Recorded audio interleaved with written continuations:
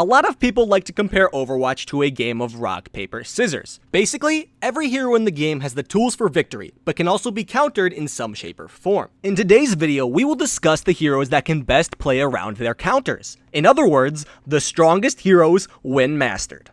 The first hero on the list, and to no one's surprise, we have Widowmaker. What I think is going to surprise you is my reasoning for Widowmaker on this list. Yeah, sure, a good Widowmaker can land headshots and can take out a lot of enemies with ease and can be a real pain. However, I do think there's a lot more to being a Widowmaker. There is something that separates the good Widowmakers from the master tier Widowmakers. What makes Widowmaker such a strong hero when mastered is not just her ability to land headshots. It's that and everything else that comes along with it. You can kill good Widowmakers because all they know how to do is land headshots. And that's all they try to do. They don't care about anything else. They just want to get that sweet play of the game where they land 3 or 4 headshots in a row. The master tier Widowmakers are the ones that are going to win games on their own.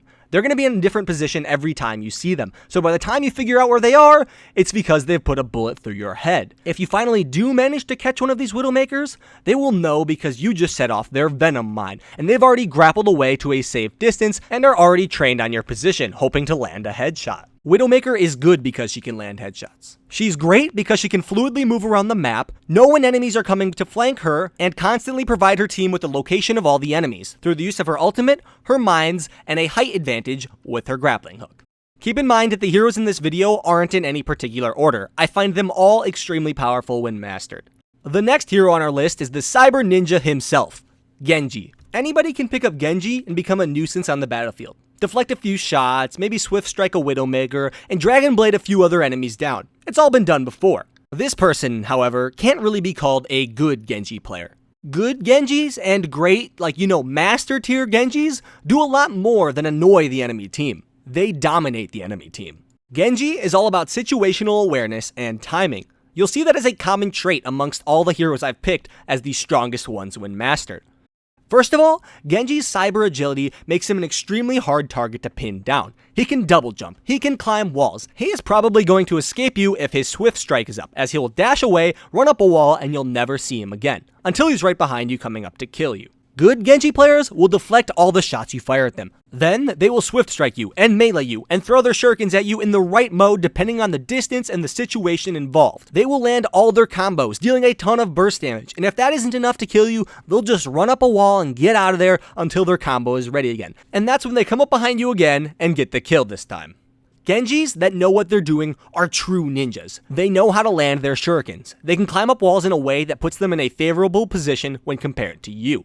They know how to ult. I can't tell you the amount of Genjis that either use their ult way too often in situations where it yields no kills, or not enough where they're saving their ult for that one moment they think they'll get play of the game, just to use it and die.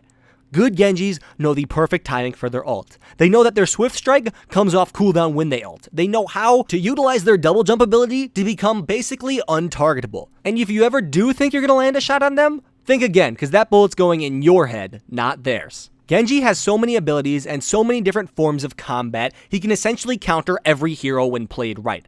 This is why the best Genjis can essentially solo carry most of their games. Their situational awareness is amazing, and they know how to use their abilities effectively to counter every hero. The next hero we have up on the list is Bastion. That's not funny. The next hero we actually have on the list is Tracer. Tracer is kind of the definition of a skill-heavy hero. Low health, but high mobility and high damage potential when she uses her pulse pistols correctly. A master Tracer player is a master of disruption. These are the Tracers that blink right behind enemy lines, take out the support, and just recall to get out of the situation scot-free. When the support is down, she then goes for the damage dealers. And when the damage dealers are dead and all that's left is tanks, your team has a pretty easy road to victory. There are a lot of heroes that can focus the supports and the damage dealers though. What makes Tracer great when mastered though is the sheer amount of disruption she can cause. When you don't focus the Tracer, she'll go off on you. She'll take out your supports, then the damage dealers, leaving your team with only a few tanks that can't do much damage. If you do focus her, she's going to use that to her advantage, blink around, utilize her recalls to distract you from the rest of the enemy heroes, all while dealing huge amounts of damage up close with her pulse pistols. The final hero we have today on our strongest heroes when mastered list is Hanzo. And once again, this probably won't surprise you. But just like with Widowmaker, my reasoning might. Yes, Hanzo is good because he can land headshots and get kills. That we all know.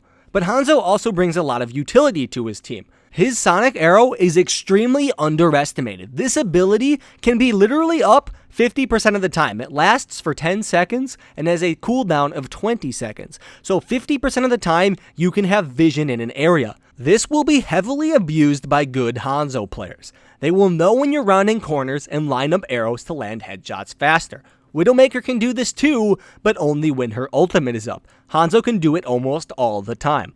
This, combined with the ability to land headshots, and combined with his scatter arrow, which makes him do surprisingly high amounts of damage up close and in rooms, makes a good Hanzo player a threat to be reckoned with. And then there's Dragon Strike. So many Hanzo players, myself included, throw out Dragon Strike at the worst times. They usually net 0 kills and don't even break up the enemy defensive formation. Great Hanzo players, though, can set up team wipes. If the ultimate doesn't do damage itself, a good placed Hanzo ult will break up the enemy defensive formation, and when they're broken up, your team can sweep in and finish them all off. Hanzo's charge mechanic is the last ability that separates the boys from the men. Great Hanzo players know the velocity of their arrows based on how much they've charged them, as well as how much damage they do against enemy heroes. They know when to rapidly fire arrows without charging them, so they maintain move speed, and they know when to hold down and fully charge their arrows to deal maximum amounts of damage.